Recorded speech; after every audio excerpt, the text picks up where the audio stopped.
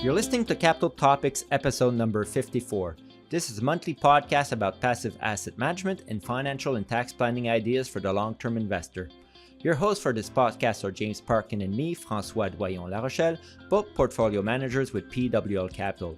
In this episode, we'll review the latest ebook authored by James, titled Investing Life Skills for Early Savers. Enjoy! Good morning, James. How are you today? Good morning, François. I'm very good, thank you. Great. In today's podcast, we will cover only one topic, which is a review of the latest ebook authored by you, James, titled Investing Life Skills for Early Savers. This ebook is available on the Capital Topics website in our team sections on the PWL Capital website.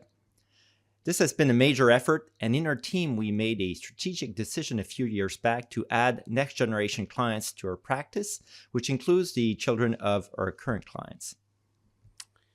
Yes, well, François, this is, as you know, been a major undertaking, as these younger clients are in many cases, in fact, most cases, in the early stages of learning about saving and investing. For some of them, their thinking and experience are surprisingly advanced. But in other cases, the children of our clients or new prospects that have come to us, there's a lot to learn. In many cases, the parents are very, very happy we are undertaking this. For them, really, it's part of their family values. They want to help their children develop what they consider to be an essential life skill going forward in their lives. And so many of them realize they wish they had started out much younger than they did. So here we are. Let's help their kids start much younger. Yeah. And for listeners, this is an ebook format, so it's relatively short, 28 pages, with a lot of pictures and graphics, illustrations. It's meant to be an easy, jargon-free read. James, what is the main message you're trying to get across to early savers here? Well, really, the main message is about the importance of starting early. It's a life skill that will serve you well on the road of life and will give you the confidence to make smart money decisions. And just to be clear for our listeners, what we mean by life skills are the skills you need to make the most out of your life, and that's any skill that's useful. And so early savers really need to make this a high priority. And as I said, the main message is start early. Yeah, you had a lot of meetings with early savers over the last few years, I should say. And what did you learn? Well, first off, I learned that I had to connect with them. So I really decided to start the conversation from the vantage point of start with the why. And really, that's an idea that's been popularized by the book of the same title, authored by Simon Sinek. And, that got wide publication, and it was, and a lot of people are familiar with it. Yeah. What else resonates with early savers? Well, again, I like to connect with anecdotes around music. And funnily enough, I would mention the song Time by Pink Floyd from the seminal album Dark Side of the Moon, published in the early 1970s. So most of the children know this because that's part of their parents' music. There's another song also on that album. I think it's called Money, but the lyrics are mostly political, I believe. Yeah, I agree. To my surprise, François, many know the Pink Floyd song. And so what I really like about the lyrics and from this song is that they convey a message about the importance of starting early. And I suspect the band probably did not realize it at the time when they wrote the words, but somehow they've related one of the fundamental lessons about learning investing life skills early. Yeah, what are the lyrics, James? Well, I'm going to quote them. Ticking away the moments that make up a dull day. Further and waste the hours in an offhand way, kicking around on a piece of ground in your hometown, waiting for someone or something to show you the way, tired of lying in the sunshine, staying home to watch the rain. You are young and life is long, and there's time to kill today. And then one day you find 10 years have got behind you. No one told you when to run. You missed the starting gun. Wow, that's incredible. How relevant is the message to our topic? This new ebook is really trying to help early savers to understand the importance of starting now. There will be no one to fire the starting gun to tell you to start learning and investing. And I think that's where that song or these lyrics resonate. Absolutely, François. For me personally, the joy of seeing the light go on in their eyes about investing life skills because they realize the concepts are really accessible. I like your choice of words here, James, accessible, because it's very empowering to know and really feel I can do this. So, James, let's get into the meat of the ebook content here, and what are the life skills early savers need to develop? So, François, we cover 7 investing life skills. The first life skill is just called getting started. So, as we know in life, sometimes it's just getting up and doing it is the most important step. So, investing for some early savers can be scary. Where do I start? It's so complicated. Even worse, some early savers may wonder, why do I need to pay attention now? I have all my life ahead of me. And that's where the Pink Floyd song lyrics resonate, right? Yep. So when you're starting off, it's not easy to find the best route to achieving the financial goals you've set for yourself and your family. There are so many competing priorities to consider and only limited resources to commit to any of them, unless you're obviously born into wealth. And in today's challenge in the wired world and the internet and social media ever present, early savers have way too much information at their fingertips. And in fact, what they are seeking is real knowledge and practical information that they can use to get started and to help them on their journey in investing.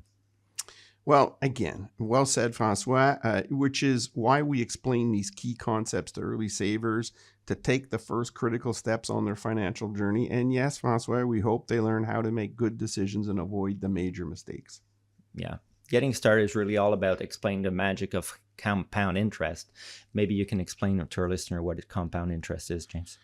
Well, again, I'm going to quote Albert Einstein, who everybody knows, and he great scientist, and he's reputed to have called it the 8th wonder of the world. So compounding is no small thing. It's really the interest on the interest you've earned, or the return on the return. In other words, compounding is the money you earn on the original investment plus the money you earn on the returns already accumulated over time. Mm-hmm. There's another important reason for getting started early on your investing journey. You will be getting into the habit of saving while learning the principle of investing and building your confidence. Precisely. Because it's a life skill, you've got to be practicing it. Like any other skill, it takes time to master. So when you've lived through many bear markets, and it's really when you start losing money or seeing the value of your investments go down that you really start learning. As you know, François, we've had 4 bear markets since 2000. Then your experience as an investor with a lot to develop what we've all called regularly in our podcast a long-term mindset. Right. Then you'll be much less likely to panic in these big market corrections. And sell, again, assuming that you have a well-engineered, diversified portfolio that you can be confident will recover and go back to growing in value when the market rebounds. Yeah. So what's a good way to get started, James? Well, stick with the tried and true basics. Early savers should set up an automatic withdrawal plan from their bank account that goes directly to an investment account. Again, it's called paying yourself first before all your other expenses, and it works because you naturally just adjust your spending to the amount of money you have on hand. So if you're paying yourself first, you're starting to accumulate and you're getting into the habit. Yeah, exact. So James, let's discuss now the second life skill for early savers, managing your human capital. Well, again, we want to introduce this notion because we're talking about investing, which is everybody connotes financial capital. But by the way, you've got human capital. And when you're young, that's your biggest asset. And many people are unaware of this being actually their most valuable asset at that point in their life. So it remains hidden in plain sight because it's taken for granted. What is this asset? Your potential to generate income over your lifetime. It's called your human capital and can be defined as the present value of all your future earnings. For most people, that works out to a huge number. So, especially if you're young. So your human capital is even more valuable because it's a hedge against inflation. Earnings tend to rise with the cost of living. James, you use the term here, present value of all your future earnings. This is pretty jargony. Can you explain to our listeners and early savers what that means? Well, human capital is the present value of all future wages from working. So you're working, you're generating money. Think of all of the money, you're in your 20s and you're going to work for 40 years ahead of you. Well, what's the value of that in today's dollars? So you can also increase your human capital by continuing your education or going for on-the-job training. So again, think of all your future expected earnings that you will take home as compensation up to the time you will retire from working. Then estimate what it would be worth today as a lump sum of financial capital. Yeah, yeah. And as it grows, you also need to protect your human capital in the same way you'll safeguard other important assets like your house, your car. Absolutely. That's very critical. So, but if you're like most people, you'll be rich in human capital when you start out in your working life, but poor in financial capital. And as you move through your career, your goal really is to convert your human capital into financial capital by earning, saving, and making good investment decisions. So both forms of capital are important. So you got to pay attention to both of them. Right. When you do add into the mix the compound return on both human and financial capital, that is how you get to the financial independence, however you may define it. James, let's now discuss the third skill for early savers, cultivating an investor mindset. Okay, well, mindset's a very, very important word. And many people approach investing as if it were a game of chance that can be won by placing bets on the latest stock or investment fad.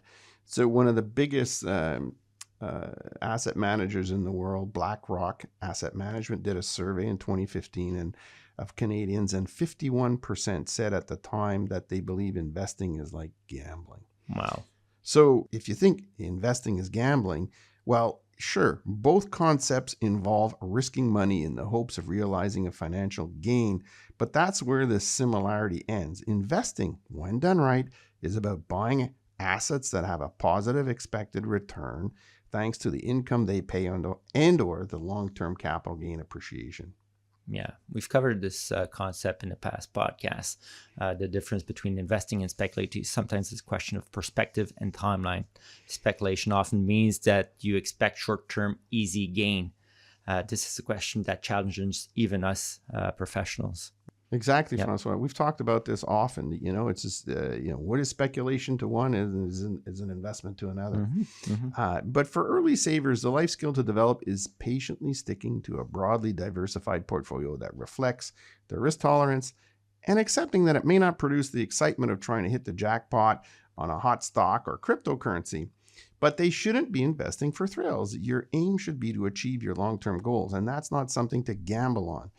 I've heard the expression, it is okay for young people to lose money because they're so young, they can make it up later in life. But I really hate to hear that, François, because we know that when you look at the magic of compound interest, the value of those losses projected 40 years out is enormous. Yeah, so, exactly. The early savers really got to beware about generating losses early in life. And that's a critical point that they've got to grasp. Yeah. So next up is our fourth life skills for early savers. Keeping your eye on the long term. What is your message here, James? Well, again, it's a continuum on the mindset question and having a plan that's really projecting out over your lifespan. Successful investors make consistent, smart money decisions and stick with those decisions through markets, ups and downs over a period of decades.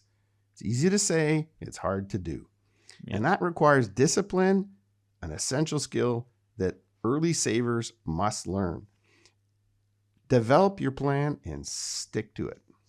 Yeah, this is about not falling prey to the noise in the financial media and trading based on short-term capital market events and economic news. We've talked often in our podcast about avoiding market timing. Researchers have found it's one of the worst wealth-destroying mistakes you can make. A sharp downturn in the markets can be particularly difficult for some people to stomach. They talk themselves into the idea that they can pull out now and get back in when things get better. Yeah, but François, we both know that trying to time the market presents at least two problems. First off, if you sell now, well, when are you going to know it's safe to get back in and buy? Second, you risk missing out on gains while you're on the sidelines, and that can have a huge impact on your long-term returns. While it can be challenging, the best, and I say challenging emotionally, the best investment strategy, as supported by decades of academic research, is to hold a portfolio of broadly diversified, passively managed investments through good times and bad. Why passively managed? Because research clearly shows that most active fund managers underperform their index benchmark in any given year. Yeah. The fifth life skills early savers need to develop: understanding human biases. James, what do you say to early savers about the psychological aspects of investing? Okay, well, we human beings, we all have built-in biases in how we think and how we react. So we have to be aware of them.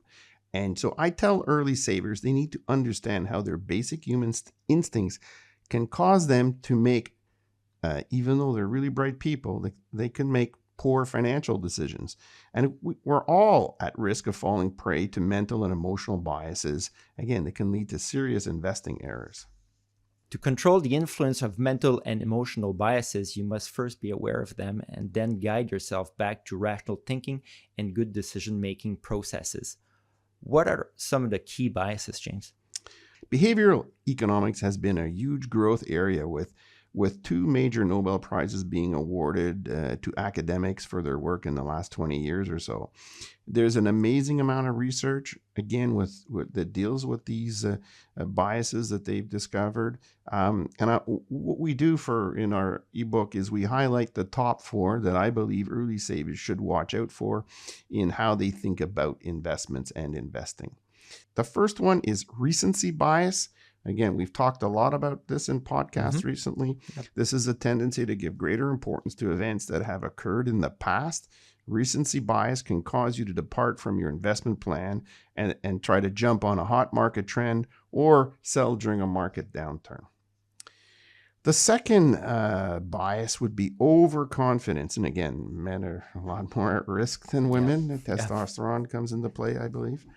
It's common for people to develop an unwarranted confidence in their own abilities, including their ability to make exceptional profits in financial markets. Overconfidence can lead investors to make risky bets based on misguided belief in their ability to predict the future. Thirdly, it's confirmation bias. This occurs when investors seek out information that confirms their point of view and discounts divergent opinions. And we see that a lot today in the world of politics, right? You only listen to the people who you agree with. So that's very dangerous in investing. And finally, the fourth one, loss aversion. So behavioral finance researchers, François, have determined that people feel the pain of a loss about twice as strongly as the pleasure they get from an equivalent gain. So loss aversion is another bias that can distort your decision-making by causing you to prioritize avoiding losses over earning gains. Yeah, good investment advice and processes such annual portfolio reviews, automatic contribution, periodic portfolio rebalancing can help early savers keep their emotions in checks and keep them on track with their long-term investing plan. James, the sixth life skills for early savers is diversifying to reduce your risk. This is another topic we address often in our podcast. What's the message here, James? Okay, so diversifying your portfolio is really about holding a large number of investments in different markets. It's a fundamental strategy for successful investing. Nobel Prize winning economist Harry Markowitz famously described it as the only free lunch in finance. Yeah. Markowitz demonstrated that when you combine assets that perform differently over time, you will lower the overall riskiness of your portfolio without reducing the expected returns. Well, it really comes down to an expression that almost everybody's heard. You don't put all your eggs in one basket. So when you own just a few stocks, the failure of any one of those companies can lead to a permanent loss of your savings that you can't recover from. And dilapidating capital is one of the things you really want to avoid. But when you own many stocks, ideally all of them in a given market, think of the Canadian stock market, the U.S. stock market, the poor performance of some will be offset by the much better performance of the others. Yeah, word of caution here. This doesn't mean you will never lose, but your gains and losses will reflect those of the overall market. You've removed what's known as unsystematic risk. the risk unique to a specific company or an industry? Okay. Well, systematic, unsystematic, that's finance jargon that we're used to. The jargon. But to explain it in simpler language, the same principle applies to holding different asset types such as stocks, bonds, and real estate. Each produces a different return in a given period, and by combining them in a portfolio, you get a more stable return and a better long-term return in most cases. It may come as a surprise, but research shows that many investors hold woefully under-diversified portfolios. Yes. Well, again, in the ebook, we have a good quote about that. And fortunately, early savers can avoid this basic investing error by owning passively managed funds that allow them to broadly diversify at very, very low cost. Okay, now for the seventh and last life skill early savers need to develop is controlling your emotions. James, what's your take on this? Well, again, so some listeners may wonder what's the difference between, the human cognitive biases, but here it's a question about your emotions, and it's really about how we as human beings are wired to deal with downside market volatility, and the answer is we're not wired for that. So it's a great question, and as you said earlier, here the message I want to convey is for early savers to pay attention to how their emotions are reacting when markets go down. Among the most important of these is to tune out the media noise, and you've said it earlier, about the day-to-day movements in the markets and focus instead on your long-term investment plan. It should have an asset allocation target that reflects your objectives and risk tolerance. As markets move up or down, you periodically rebalance your portfolio back to your target asset allocations, and you keep the faith that the process works over time. As we've stated before, the financial industry and the financial media promote active management, which pushes us to do a lot of trading. Think of all the industry advertising showing someone in the front of a trading screen of stocks quote. Unfortunately, many investors equate trading with adding value.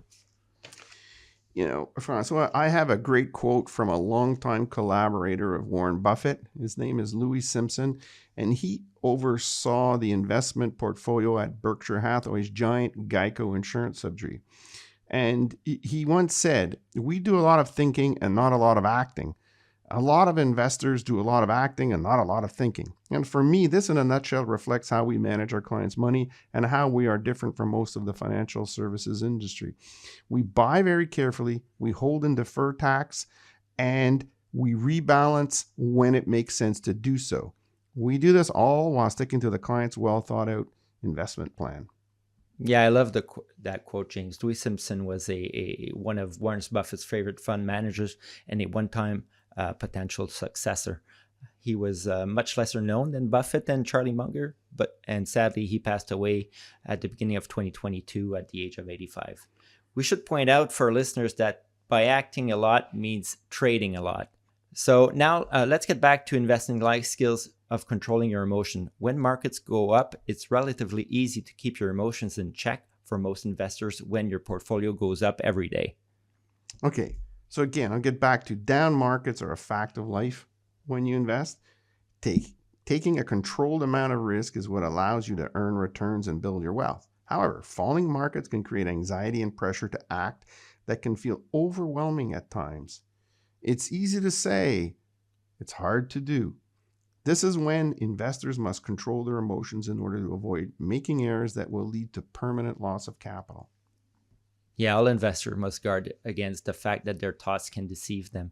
You may think you're making rational decisions when in fact your actions are being driven by fear. That's why you should prepare yourself for market downturns by striving to recognize when you're feeling under stress and cultivating strategies to deal with unhealthy emotions. James, you also provide recommendation for books. What do you recommend? First, François, I recommend that the early savers read our ebook, 7 Deadly Sins of Investing, that we published in 2021. It is in some ways a companion piece to this new ebook. Mm-hmm. I also recommend the 2 must-reads for early savers who want to develop a deeper level of knowledge. So the first one is The Psychology of Money by Morgan Housel.